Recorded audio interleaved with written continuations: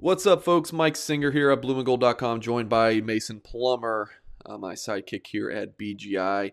Signing day is right around the corner. The second signing day, I should note, for the 2021 class. Notre Dame signed a big group in this cycle, and we're going to talk about three biggest recruiting wins for the Irish, not like the best recruits. This is our opinion on just the biggest wins, kind of based on, talent is one factor, but the how Notre Dame was able to pull off the recruitment, some of the other schools that were in there, kind of the drama, the intrigue, kind of all those factors. And then on the flip side, the three biggest recruiting misses or recruiting losses, however you want to phrase that, kind of looking at it from that same angle. So, Mason, we'll let you start it off with your three biggest recruiting wins for Notre Dame. So tell us who you got first and why you thought it was a big win. Okay, Mike. So my first one, I'm gonna start with the positive side of things before we get into the misses. Is Lorenzo Styles, the wide receiver out of Pickerington, Ohio. Mike, so we saw in the college football playoff that it seemed like Notre Dame was lacking in the skill position, specifically wide receiver. I think Lorenzo Styles is a guy that can really break that trend. He's a game breaker. Ohio State tends to do a really good job of keeping guys within the state, but Lorenzo Styles was kind of an early commitment to Notre Dame. We see that he was recruited there and signed with Notre Dame. And he's a guy that I really think can change kind of the mold of the Notre Dame. A lot of guys on the message board seem to say there's blocking wide receivers, the 6'4", 6'5" guys that are on the edge and block. Lorenzo Styles is not that. He's 6'1", 170, as you see there, an absolute game breaker. My next one is Prince Khalid, the linebacker out of Tennessee. He won the Butkus Award for a reason, Mike. His ranking doesn't necessarily show it, I don't think, but Prince Khalid is an absolute stud. You can see it from the film. He's a sure tackler. He looks like the next version of Jeremiah Owusu-Koramoah, one of the best Notre Dame linebackers we've seen since Jalen Smith, and that's really high praise there. So I really like what I see in Prince Khalid's game. I think he can be a guy, I think, out of this group that probably plays first for Notre Dame. And then lastly, I have the offensive lineman Rocco Spindler, a big-time pull out of Michigan. To beat Michigan for an in-state player is huge. Rocco Spindler is a big-time guy, Rivals 100 player, offensive guard. Reminds me a lot of Quentin Nelson, kind of a mauler on the inside, 6'5", 315, out of Clarkston, Michigan. He's a big-time guy in there. I think he's another guy that could potentially play early for Notre Dame. Notre Dame has proven itself to be offensive line U recently, but I think Spindler is a different kind of level, along with Blake Fisher, that could really make an early impact for Notre Dame. So, Mike, go ahead and tell me who are your big three gets for Notre Dame? Yeah, I'll stick with Spindler. And to be clear, guys, we didn't really talk about these before. So we there is a little overlap. So yeah, Spindler. Since we have him up on the screen, I'll stay with him. And yes, he's very good. There's no doubt about that. Rivals list him as the number 4 guard in the country. I think you can make an argument for him as the best guard or number. I mean, Donovan Jackson, Ohio State signee, the 5-star guy. He's incredible too. Was able to see him in person back in 2019 at our Rivals 5-star challenge. He was excellent. But I think you can make the argument that Spindler's right there with him. But even bigger than Spindler's talent is just that win over Michigan. And I remember seeing, pictures a couple weeks ahead of his decision date of him wearing a Michigan hat on his birthday. And, kind of everyone thought that, Michigan was kind of leading at different points in his recruitment. I always thought Notre Dame was the leader, but, he played this recruitment close to his vest. And there's certainly, it felt like it was kind of the 50-50 battle at some point, but again, always kind of felt that Notre Dame was the slight leader. I will also go with Styles, kind of on a similar point. The athleticism, the explosiveness, it's such a playmaker. Yeah, Lorenzo Styles is a huge get. But going into Ohio State's backyard and beating them for a legacy kid, Lorenzo Styles Sr. played for the Buckeyes in the 90s before career in the NFL. Like that's huge. So, I feel like with recruiting, fans tend to kind of just like, all right, we won this one. Now we're on to the next one. But like, guys, remember, like Notre Dame went into Ohio State's backyard and beat out a kid beat out the Buckeyes for a kid, and his dad went there. And this is an elite prospect. I think he's, should have been considered more than he was for 5-star status. And the one guy Khalid was a great choice, but I'm going with Audric Estime, because Notre Dame, I mean, before he committed, total uncertainty at the running back position with recruiting. I mean, you had Diggs committed, but got the LSU offer. We'll see what happens this week with Logan Diggs. So getting Audric Estime in the fold. Never had visited Notre Dame, was committed to Michigan State. So I think winning that recruitment was huge. And Audric Estime is such a good player.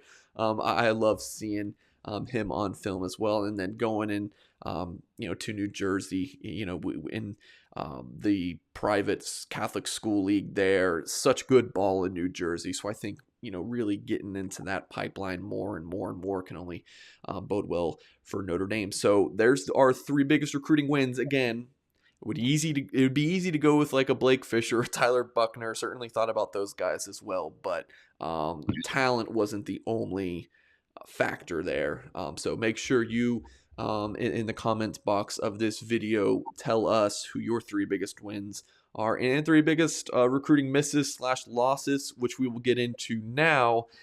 Mason, why don't you lead us off?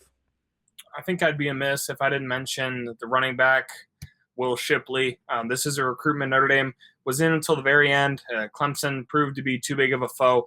The Matthews, North Carolina, Weddington running back.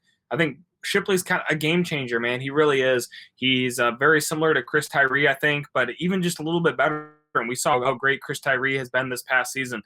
He's a good pass catcher. He's shifty in space. He's so athletic. And once he's gone, man. You're not going to catch him. His tape is so impressive. Clemson's getting a good one. Shipley, I think he's an NFL guy. I don't want to compare anybody to Christian McCaffrey, but if I've seen a Christian McCaffrey, that's him. It's too bad that Lance Taylor couldn't get him. Lance Taylor coached Christian McCaffrey at Stanford. I really think Lance Taylor would have had a great time with Shipley at Notre Dame. It didn't happen. The next guy I have is Nolan Rucci, the offensive lineman committed to Wisconsin. As you see, the 5 stars there says it all. Top 20 player in the nation, ranked number 17. Man, that's a big dude. He's a mauler on the inside out of Pennsylvania. Kudos to Wisconsin for pulling him out of Pennsylvania. It looked like he was a Penn State lean there for a second.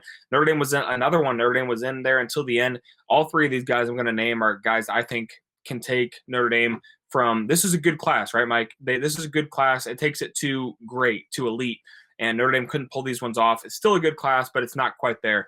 And then the last one is Say You're Right. This is another one Notre Dame was in until the very end. Probably finished second place in all 3 of these. Say You're Right elected to stay home in California and go to USC. Wanted to pursue that acting career. Totally understandable. Mike, you and I both mentioned multiple times playing LeBron James' son in the new Space Jam 2 movie. As you see, the Rivals ranking shows it again. Number 105 in the nation. 4-star cornerback. We've said before, Notre Dame lacks in the skill positions and then at quarterback, and those are the positions that you really need to recruit better. So you're right, it's a game changer. I think he's a great prospect, a guy that could potentially play from day one for a Notre Dame, where you're not getting the 5-star corners like in Ohio State and Alabama every year. So you're right, it's a baller. He's a guy that's going to be a great presence not only on social media, but we're going to see him in the movies as well. He had been a fun guy to cover, but he elected to go to USC. Those are my 3 biggest misses. Mike, I'm curious to see where your standpoint is here. Yeah, I wanted to touch on your good choices. Sear Wright is a good. I have a corner on my list as well, but I didn't go with Sear Wright. Nolan Rucci I considered, but thing with me is like Notre Dame still had one of the best offensive line classes in the country. Right. So I'm like, how big of a drop off is there from like a Nolan Rucci to a Caleb Johnson / Joe Alt? Like, I don't know like if it's that big. Caleb Johnson, I've stood next to him on multiple occasions. I feel very small, and I'm a big dude, but I feel very small when when I'm next to Caleb Johnson. And Joe Alt, I've made my feelings known on him. I'm the president of that fan club, so but still solid choices. Yeah, I've got Shipley on there. Not because I think that there's like a huge drop off in talent from Shipley to a Diggs or Audric Estime, But this one is really from the kind of the optic standpoint and just all of the hype that was in that recruitment. I mean, um, I feel like I wrote a ton of stories about Will Shipley, but some of our competitors, double or tripled me in the amount of content writing about Shipley, and just so much hype. The fans were all into this recruitment, the high ranking. Notre Dame when they were recruiting him, there wasn't like that was pre Kyron Williams emergence, right? Kyron Williams busted onto the scene fall of 2020. This recruitment took place, 2019 when Tony Jones Jr. was your stud running back, and he had a solid season, but not a superstar or anything like that. And then in the spring of 2020, you have the running back battle, but we don't know who's really in the lead because the spring practices were close. So I think like everyone wanted that Will Shipley win to beat Clemson on the recruiting front. But yeah, didn't happen. So from a talent standpoint, I don't think it's like the biggest loss. Like there's not that much of a drop off in my opinion. This is just me. From Will Shipley to a Logan Diggs. I think Logan Diggs is a very solid, all-purpose back in his own right. Not the pass catcher that Will Shipley is, but a very good running back. And Audric Estime, I love that kid. But still, from that, the standpoint of just how bad everyone wanted Shipley in the class, and Notre Dame valued him so much too. Lance Taylor went to the Charlotte area every chance he got to recruit Shipley. Here are the other two guys I'm going to go with. Here's the corner I mentioned, Deuce Harmon. I like him more than Sierra Wright because this is a guy to me who would have been a plug and play. Field, nickel. Notre Dame loved Deuce Harmon.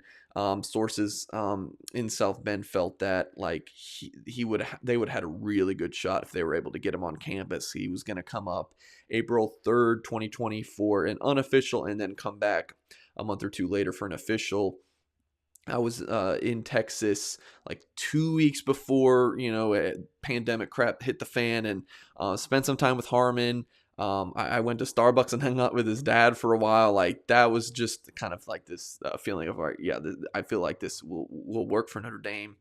Didn't. He stays in state at Texas A&M. So from the standpoint of, terrific player, great Notre Dame fit, would have been able to play right away, a position of need, felt like, yeah, Deuce Harmon would have been huge. And this one might surprise a little bit of people. Thomas Fidoni. I mean, how much Notre Dame uses their tight ends, and this kid is a freak. He's just scratching the surface of how good he can be. He's like, I really like Notre Dame's two tight end gets. Like, I think Kane Barong is as solid as they get. And Mitchell Evans has this boomer bust kind of potential as a tight end. But I mean, so I really like those two guys. But man, you're talking about Thomas Fidoni. And this kid went from like an unknown gem in the Omaha, Nebraska area, to a borderline 5-star guy. I think he's just, Tommy Rees would have loved to have him, and Nebraska, it was kind of the easy choice for him during the pandemic, dead period, not able to go see some of these schools that he was really interested in. So, Notre Dame, Michigan maybe would have made a run there, but picks Nebraska. So thoughts on my choices, Mason? I like those ones. Fidoni was a good pick. He was in there for me. I wasn't sure how involved Notre Dame was in that recruitment towards the end. It seemed like he just kind of picked Nebraska, as you mentioned, kind of out of comfort. I would have liked to see Notre Dame really put not all their eggs in one basket. It's kind of cliche at this point, but I would have liked to see them make more of a run at Fidoni. I think he is a stud. Notre Dame recruits the tight end position really well, but again, I really like Barong and Evans. So I don't think they would necessarily went wrong. Fidoni would have been a nice pickup. I'm excited to see what he does at Nebraska in that offense. I'm kind of curious to see, but I think Notre Dame didn't necessarily go wrong either. So yeah, so that's this video. Please like, subscribe, tell your friends about us, leave a comment, your 3 biggest gets for Notre Dame and 3 biggest recruiting losses. Appreciate you guys watching.